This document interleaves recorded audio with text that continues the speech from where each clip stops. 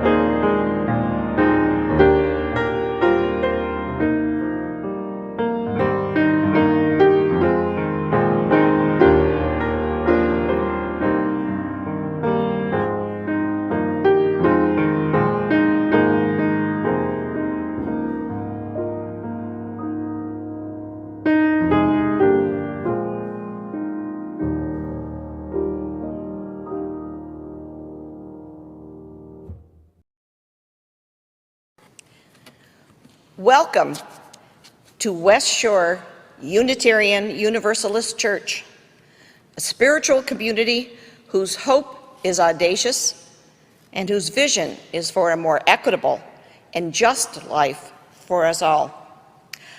I'm Vicki Warden, Worship Associate of this amazing community.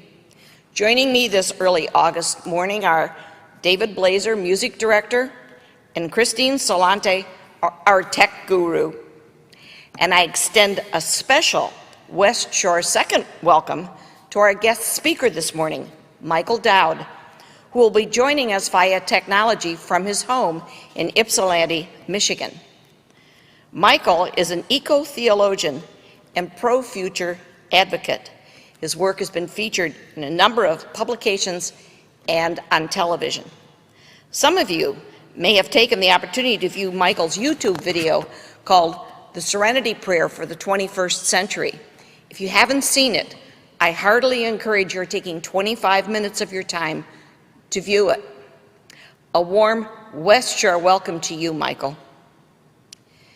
Together, we are pleased to invite you into this space, which is connecting people in Cleveland and beyond to our welcoming community. Often the world is not so welcoming. Just too often the values of the world are neither loving nor just. So may this worship hour be one where our souls are fed by a wisdom and a passion that remind us that life doesn't have to be that way, that there exists a larger love in every human heart, urging us on to what is better. Let this larger love move in our midst today, and may we be changed by it. A special welcome to you if you're a newcomer to our community. Whatever your race or ethnicity, gay, straight, who cares, whoever you are, we welcome you. Our West Shore regulars would love to greet you, and we'll do that if you indicate on the Facebook chat that you are new or relatively new. If you happen to have any questions or would like to chat with a live person, West Shore's Member and Engagement Coordinator, Diane Alcorn, would love to reach out to you. Diane's email address is being added to your Facebook chat as we speak. Once again, welcome to this new day. Every week we light our chalice, symbol of our Unitarian Universalist faith. It is a beautiful reminder that no matter how many disturbing events might happen over the course of the week, the gathered community that is West Shore Unitarian Universalist Church is a source of stability and meaning upon which we can depend. And please extend a special thought and prayer for our church members and friends who are currently visiting our sister church in Transylvania. May their trip be inspiring and safe. Please say with me our words, originally inspired by Maya Angelou. This is our chalice. In many separate rooms, we light one flame, flame of passion, flame of compassion, flame of humor, flame of style. We do not accept merely surviving. Let our mission be to thrive.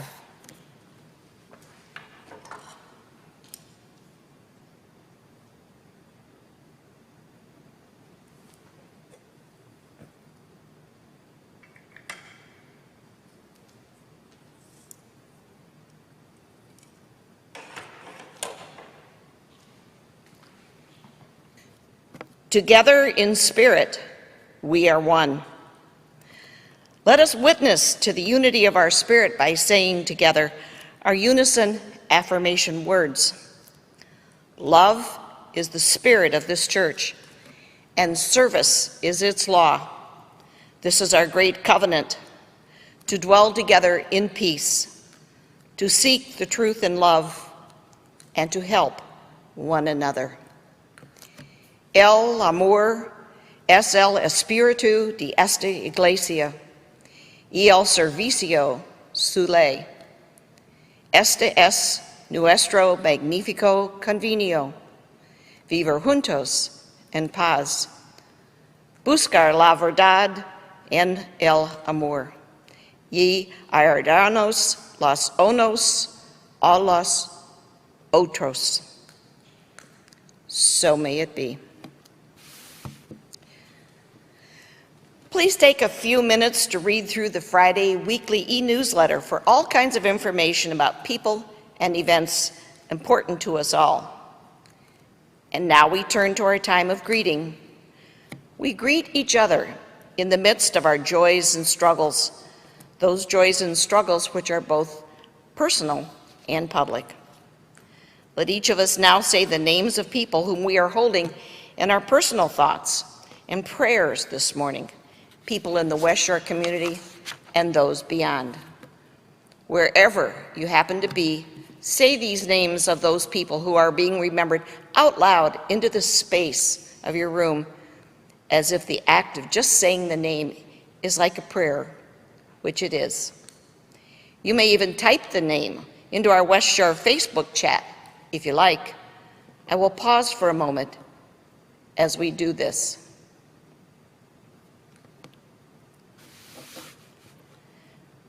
This has been our greeting time when we are called out of the ordinary world of our daily life and into a special time of renewal and vitality and remembering who we really are. And now, please join David in singing hymn number 131, Love Will Guide Us.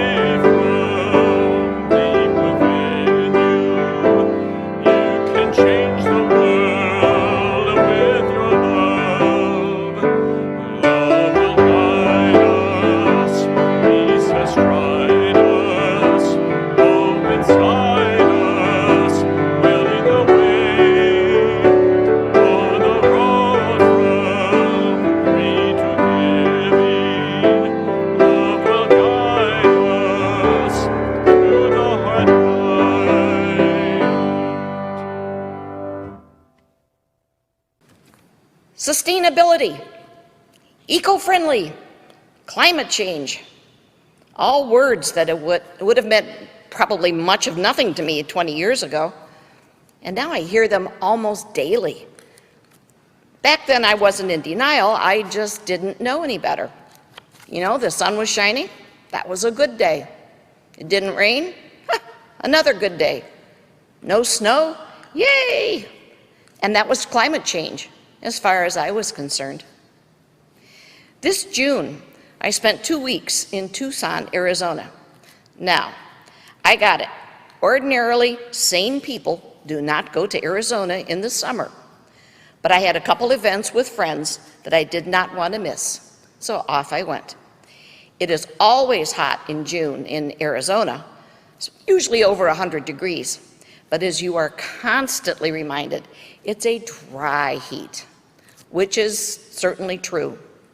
So 105 degrees in Arizona is more like 85 degrees in Ohio with our humidity, at least in terms of comfort. But this time was different.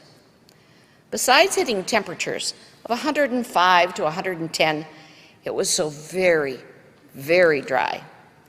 It hadn't rained in Tucson since March, and everything was truly brittle dry.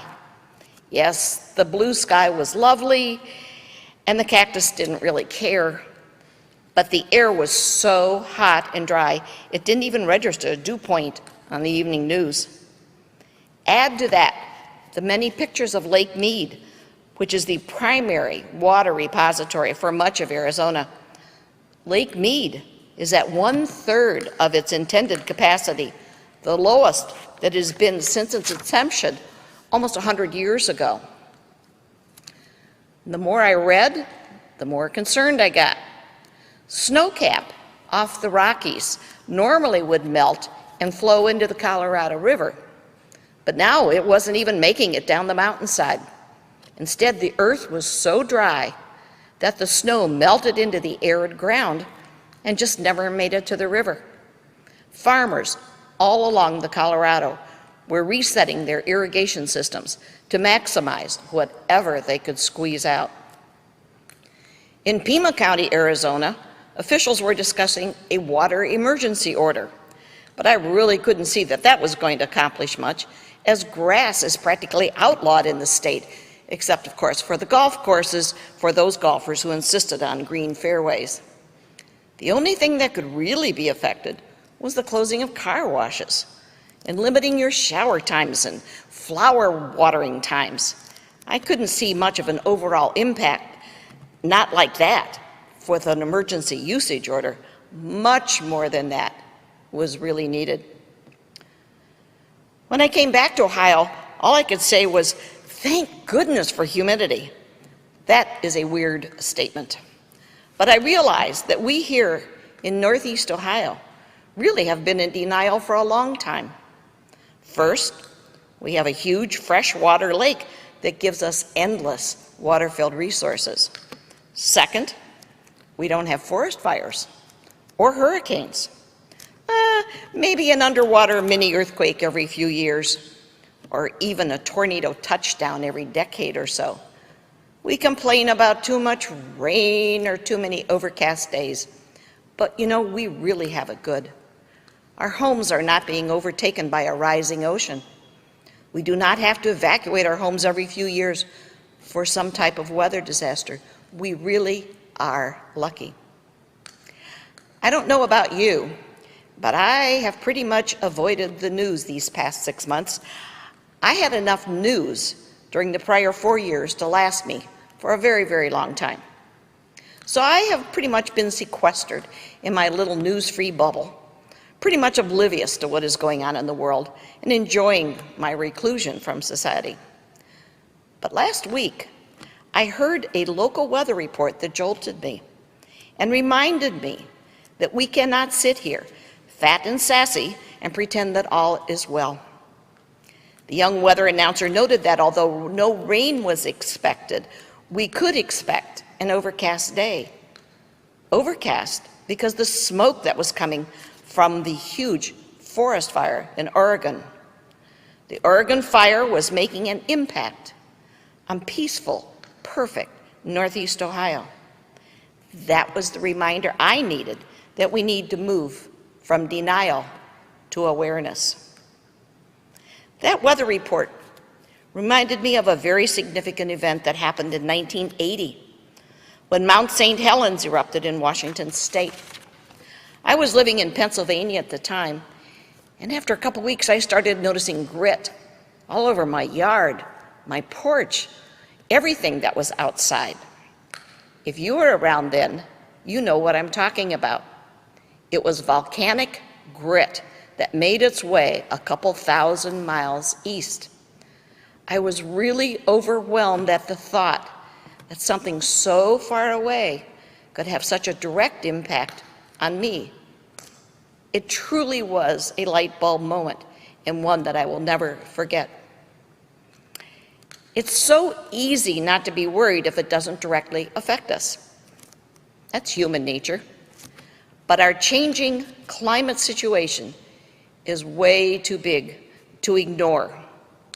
We are using up our resources at a level that is not sustainable. And if we ignore it, we do so at a peril that is way too close. No, it probably won't affect me personally. I really don't think so. But we are leaving a world that our grandchildren may have great difficulty managing. Good morning. It's good to be back with you. And my sermon this Sunday is titled Sustainability 101, Ecology as the Heart of Theology. And I have two quotes, both from Robin Wall Kimmerer, who is a leading plant scientist and Native American elder. She wrote a book that's still on the New York Times bestseller list 5 or 6 years after she wrote it, called Braiding Sweetgrass. And these two quotes really capture the heart of what I'm trying to say today. Action on behalf of life transforms. Because the relationship between self and the world is reciprocal, it's not a question of first getting enlightened or saved and then acting. As we work to heal the earth heals us. And another quote from Robin Wall Kimmerer: knowing that you love the earth changes you, activates you to defend and protect and celebrate. But when you feel the earth loves you in return, that feeling transforms the relationship from a one-way street into a sacred bond. The offering today is one way that we have of providing for all of the people and programs that we enjoy all year long. Our recently concluded budget drive, or pledge drive, gives us the basis on which to budget for the year. But we also must depend upon the generosity of our members and friends throughout the year to contribute to this church to help keep our priorities alive and functioning. You, members and friends, have been very generous so far. Please continue to hold West Shore in your financial thoughts and actions. For those of you who are tech savvy, Christine is putting up the number for a contribution via text. David will now honor this lovely Sunday with his offertory.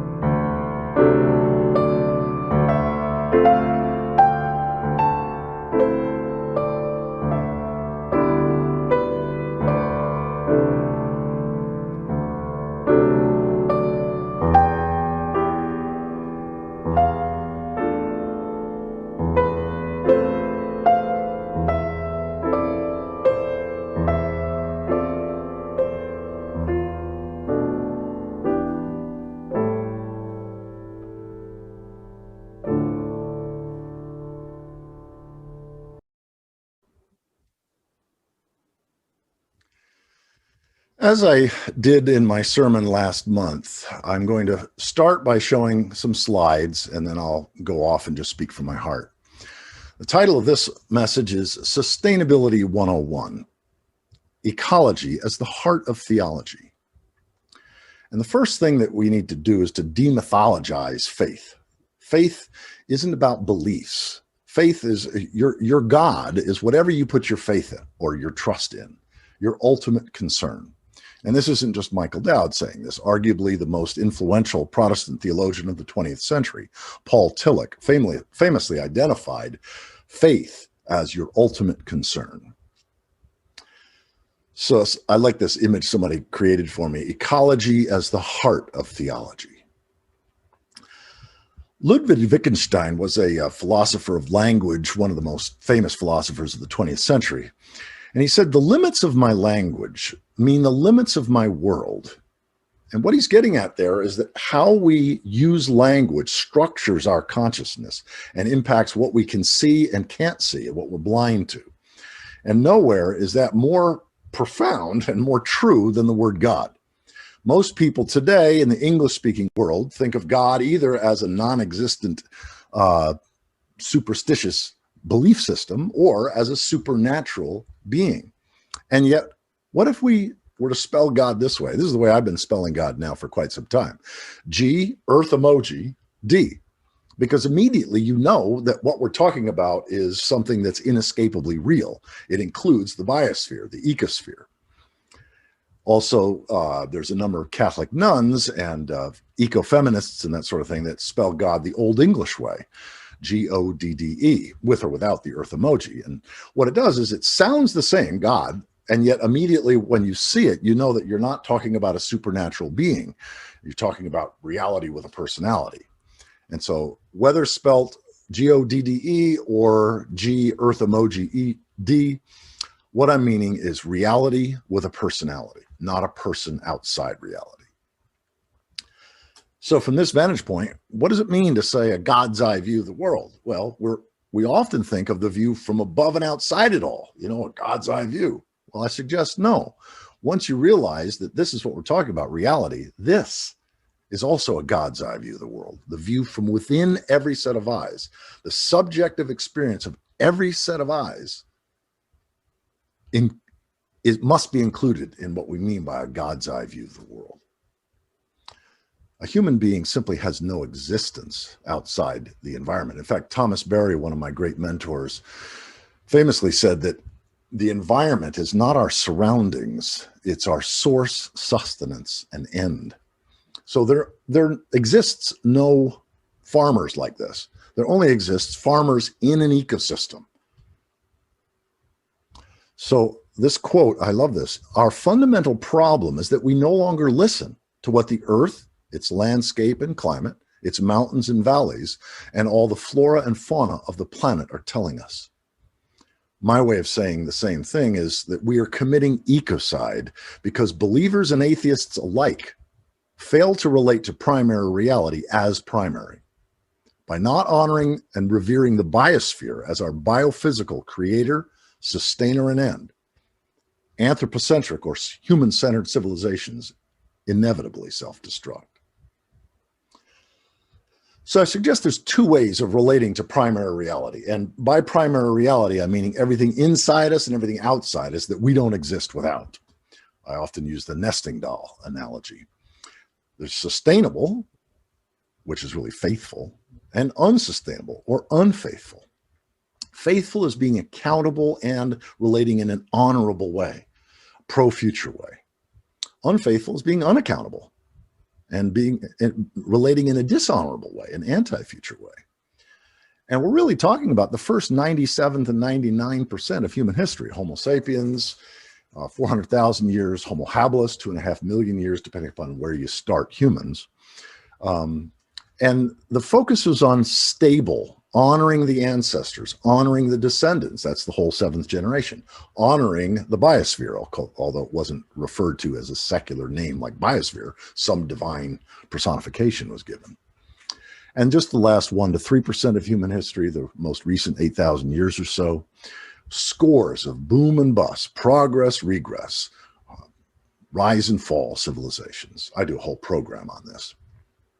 Another way of looking at it is, think nesting dolls. We are made up of smaller, creative, intelligent realities, like our microbiome, and we're part of and dependent upon larger, creative, intelligent realities, like the trees and other species and the climate. And so we're in the middle somewhere. And so to think that we can exploit the rest of the body of life for our benefit is short-sighted, to say the least. So being faithful or pro-future honorable is humble. It's a humble relationship to the body of life, and treating the body of life as divine. It's life-centered, and it honors limits as sacred, if anything is. I've heard it said that the first law of life is limits. Unfaithful is being exploitative. It's anti-future. It's really ecocidal. It's arrogant. The whole idea that, we are masters of the universe, human-centered, and it's exploitative, and it's a sense of limitless.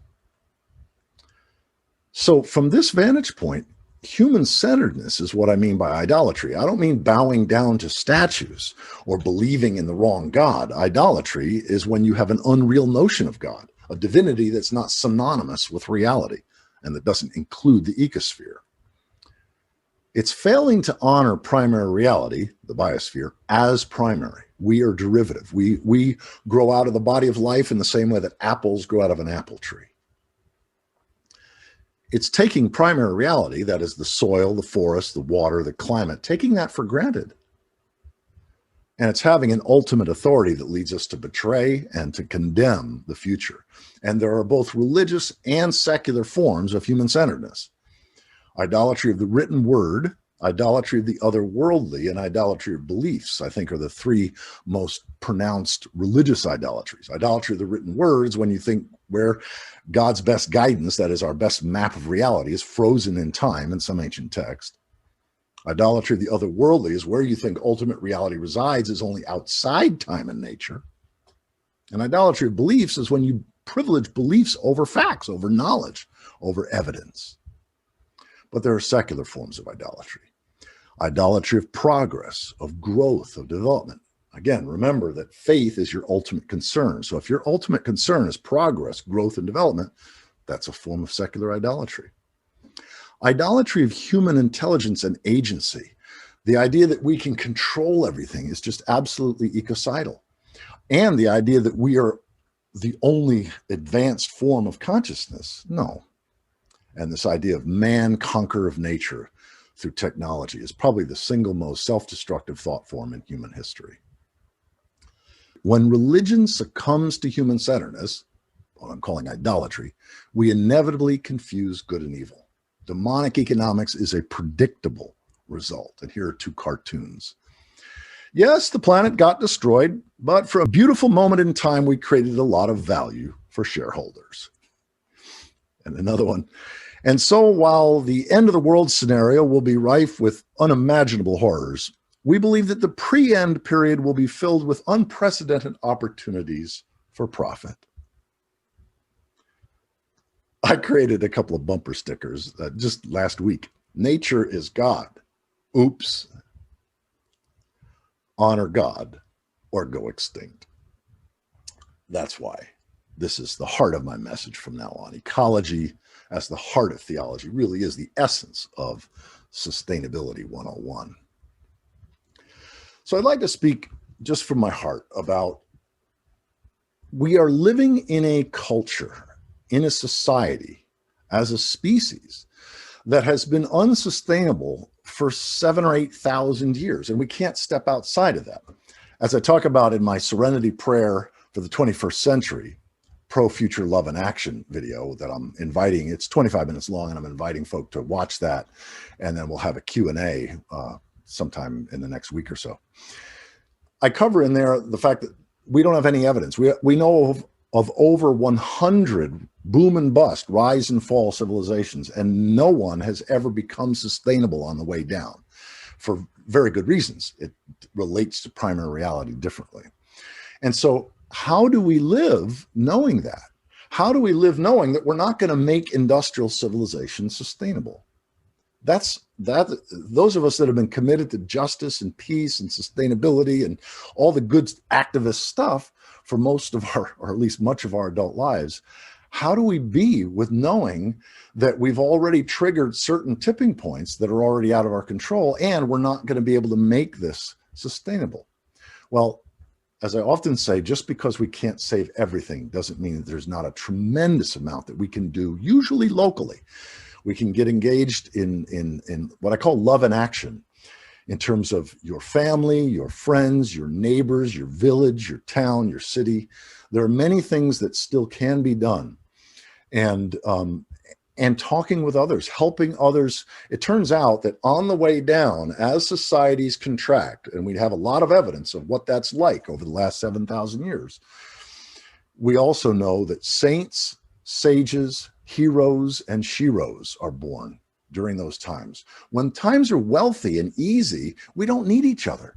It's when times are contracting and difficult and getting increasingly difficult, we sacrifice for each other. We feel compassion. Even the word itself means suffering with. When we suffer with, we feel compassion and a deeper bond. Turns out that during difficult times, sure, we'll probably see 20% of the worst of humanity, but I suspect we'll also see 80% of the best of humanity. That's almost always what happens in times of contraction. And so we can trust each other. We can trust each other to tell the truth, to support each other through the denial that we're all going to feel. None of us want to accept this. This is too painful to accept, that we can't make civilization sustainable. And yet one of the things that we can do, that Robin Wall Kimmerer and Joanna Macy and so many others call us to do, is to deepen our love relationship, to fall more profoundly and deeply in love with life. We can all do that, and we can do it locally. As I shared in the sermon that I did last month, to simply walk outside and to know that what we call in secular language the biosphere or the ecosphere or the cosmos, for that matter, is divine. We can relate in an I-thou, personal, intimate, respectful, reverential way. It's not about believing in a being. It's about relating personally. See, that's one of the ways that Western anthropology has done tremendous disservice to indigenous peoples all over the world, is that as a general rule, even though the language sounds like it may be belief, they didn't believe in the spirit of the water and the spirit of the trees and the spirit. They related personally, in a personal, respectful way. Robin Wall Kimmerer calls it the 4 R's of right relationship to reality: reverence, respect, reciprocity, and responsibility. And we can all nurture those. And as we do, our own souls, our own inner self is nurtured, and we become more alive for the other people in our world. We do the heart work, the grief work. We're all going to have to deal with that. And yet when we support each other in doing that, we as individuals and collectives, communities, faith communities, are positioned to be a blessing to your friends and neighbors and relatives and fellow community folk who are late to the party and are still in grief or shock or upset. Because one of the reasons why I'm passionate about this big picture is that when you understand this large perspective of ecology and evolution, when you really get that, the confusion is replaced with clarity. It's like, oh, of course, this is the way empires and civilizations contract. This is the way that unsustainable civilizations do themselves in. And we also realize that we can choose to be a blessing, because when the confusion is replaced with clarity, the other thing that often happens is an evaporation of the blame game. We no longer feel compelled to blame and judge others for the state of the world, the craziness of our economy, the craziness of the political situation. So we can be engaged from a place of clarity, compassion, and then love and action, whatever love motivates you to do. And so I want to conclude with an invitation similar to what I shared last month, but an invitation to deepen your own personal relationship to life, God, Earth emoji D, or just the body of life, and to walk outside and to do this regularly and simply say, surprise me.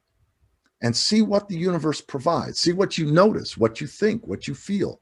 In other words, when we interpret the circumstances of our lives from a place of what is sometimes called pronoia. It's the opposite of paranoia, where you're filtering for, okay, how is this the universe conspiring against me? Pronoia is, okay, how is this the universe conspiring on my behalf? Is the universe actually conspiring on your behalf? I don't know. I don't think so. But when I act as if the universe is conspiring on my behalf, I love my life. And everybody that I know that's done this exercise, it improves the quality of your life. So I'd like to conclude with a quote from Joanna Macy, one of my most significant mentors. In fact, I just posted 3 days ago up onto YouTube a post-doom conversation with Joanna. And it was originally supposed to just be a catch-up call between, we've known each other for decades, and she's been one of my most significant mentors. And yet we spiraled each other to amazing places. And she graciously allowed Connie to edit it. And so now it's up on the postdoom.com website. But here's a quote.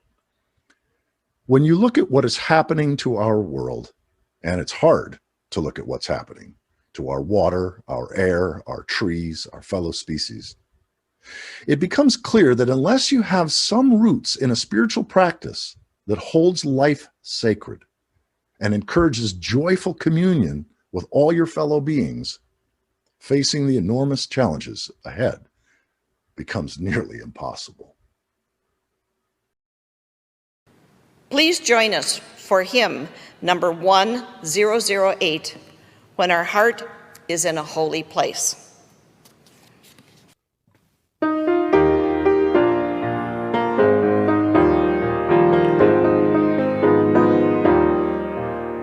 When our heart is in a holy place, when our heart is in a holy place, we are blessed with love and amazing grace. When our heart is in a holy place, when we trust the wisdom in each of us, every color, every creed and kind, and we see our faces in each other's eyes, then our heart is in a holy place. When our heart is in a holy place, when our heart is in a holy place, we are blessed with love and amazing grace. When our heart is in a holy place, when we tell our story from deep inside, and we listen with a loving mind, and we hear our voices in each other's words, then our heart is in a holy place. When our heart is in a holy place, when our heart is in a holy place, we are blessed with love and amazing grace. When our heart is in a holy place, when we share the silence of sacred space, and the God of our heart stirs within, and we feel the power of each other's faith, then our heart is in a holy place. When our heart is in a holy place, when our heart is in a holy place, we are blessed with love and amazing grace. When our heart is in a holy place, when our heart is in a holy place. Now, bring your chalice close to extinguish it as I extinguish our chalice here.